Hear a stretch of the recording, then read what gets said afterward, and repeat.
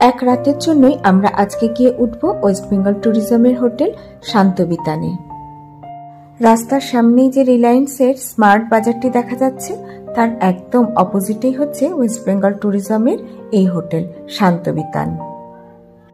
চলুন, পৌঁছে গেছি আমরা, আর ঘড়িতেও সময় এখন প্রায় 11:15। গেট দিয়ে ভেতরে ঢুকে প্রথমেই আমাদের দেখতে হবে এখানে পার্কিং এর জন্য কিরকম ব্যবস্থা রয়েছে।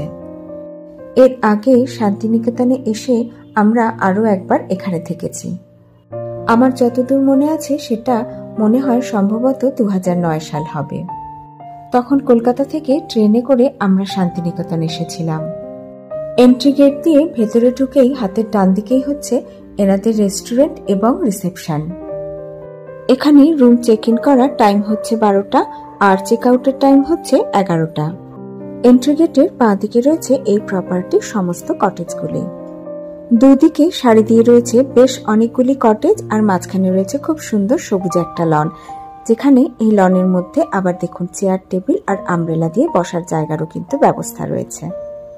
বোলপুর শান্তিনিকেতনে থাকার জন্য ওয়েস্ট বেঙ্গল ট্যুরিজমের দুটো প্রপার্টি রয়েছে।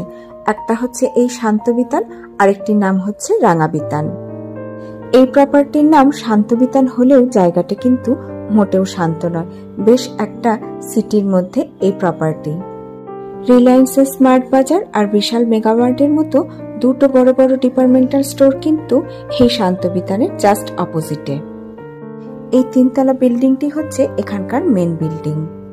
এবারে আমাদের রুম এই বিল্ডিং এর 3তলাতেই নেওয়া হয়েছে। এখানে অবশ্য লিফটের ব্যবস্থা রয়েছে। তবে প্রথমবার আমরা যখন শান্তিনিকেতনে এসে এই প্রপার্টিতে ছিলাম তখন কটেজেই ছিলাম।